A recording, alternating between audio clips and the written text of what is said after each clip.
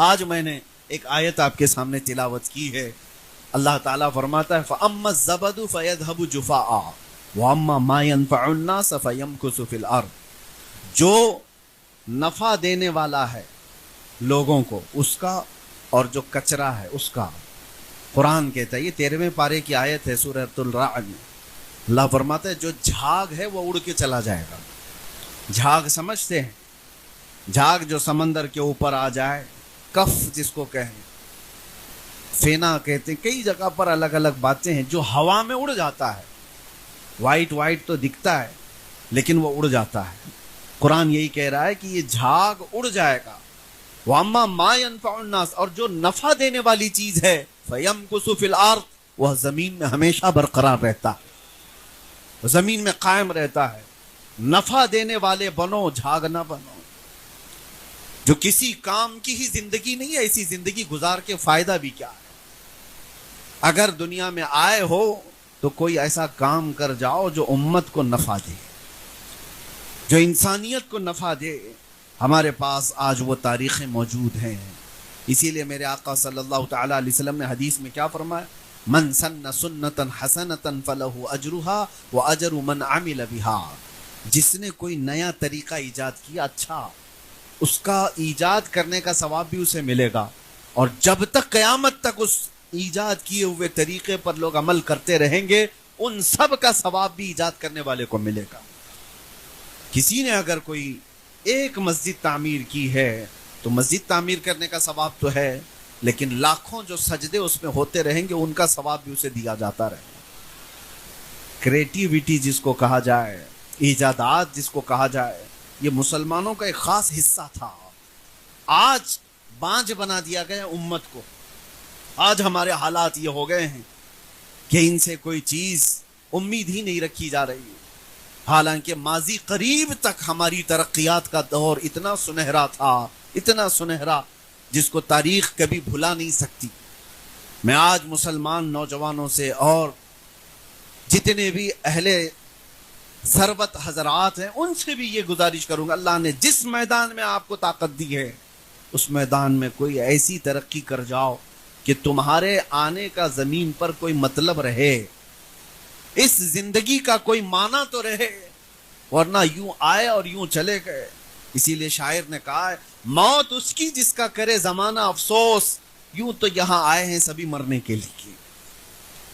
جس کے جانے کے بعد امت میں ایک خلا واقع ہو جائے، جس کے جانے کے بعد دنیا اس کے غم میں روئے، جس کے جانے کے بعد دنیا کو محسوس ہو کہ کوئی بہت بڑی چیز گئی ہے. ورنہ ہماری زندگی ایسی نہ ہو کہ جنازہ جانے کے بعد لوگ یہ کہیں دھرتی کا بوجھ چلا گیا، زمین کا کچرا ختم ہو گیا.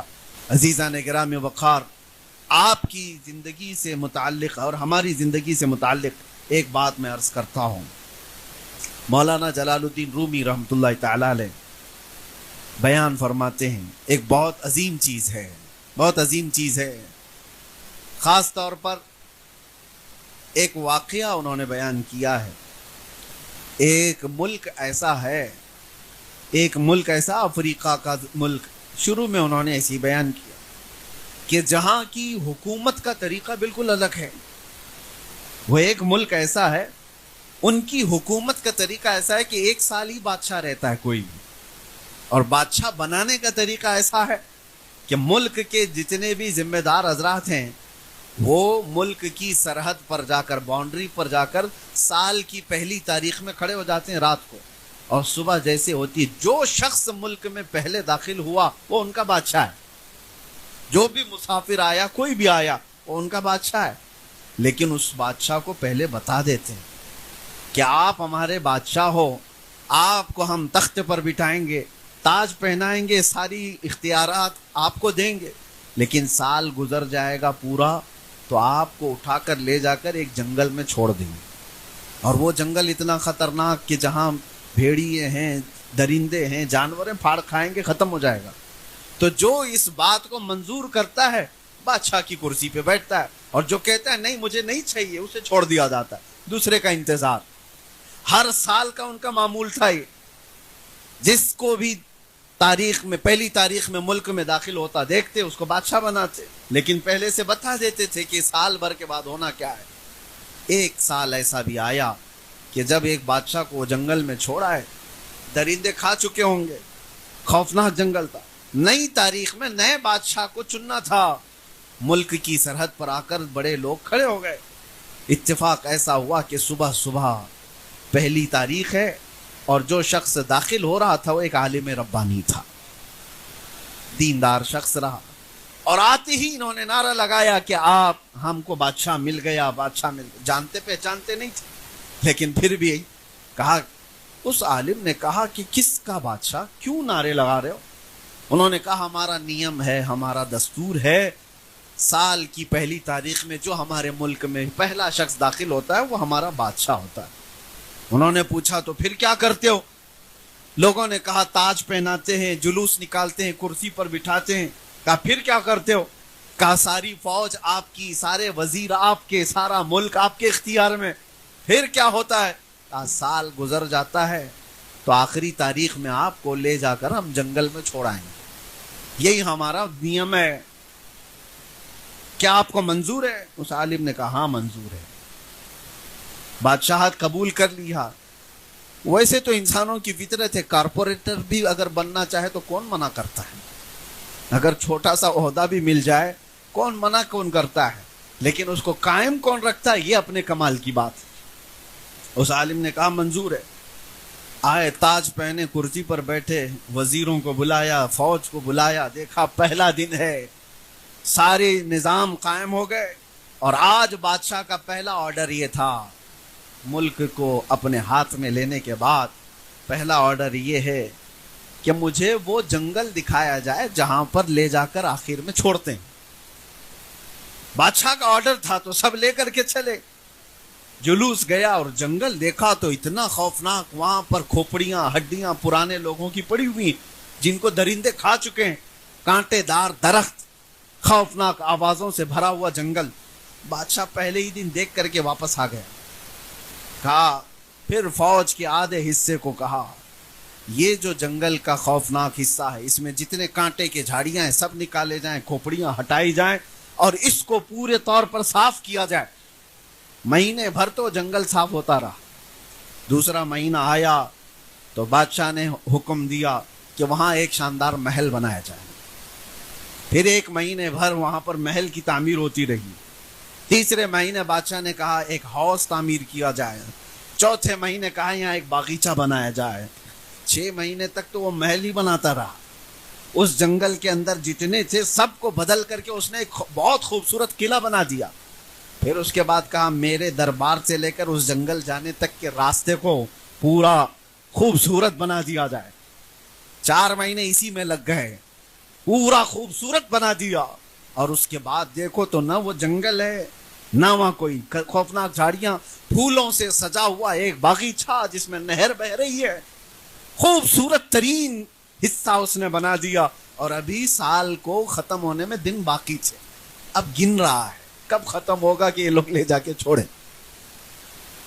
جب سال ختم ہو، ایک ایک دن گنتا ہوا گزار رہا ہے، گننے میں دن گزر نہیں رہے۔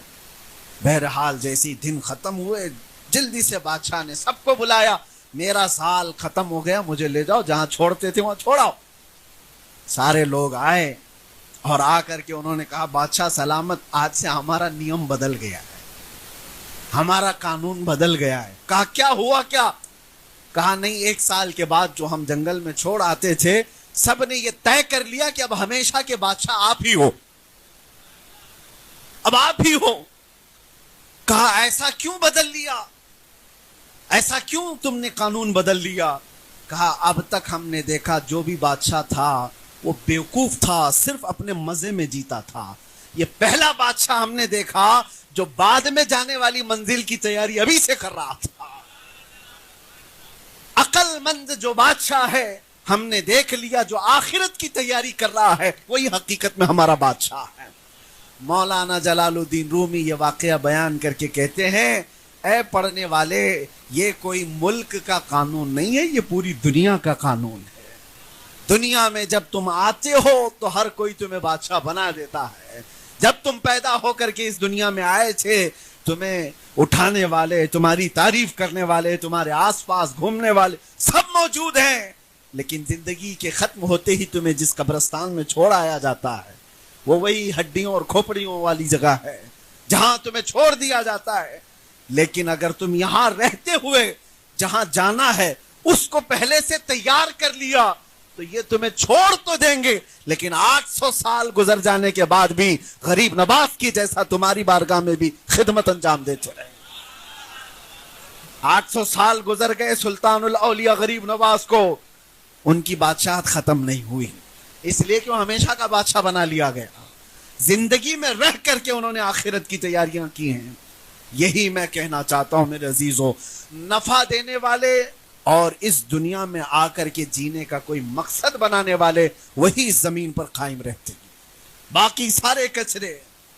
قبرستان میں جاؤ تو تختیاں بھی بجھ گئی ہوں گی، قبروں کے پتہ بھی نہیں حالات، کون گیا کتنے سال پرانا ہے.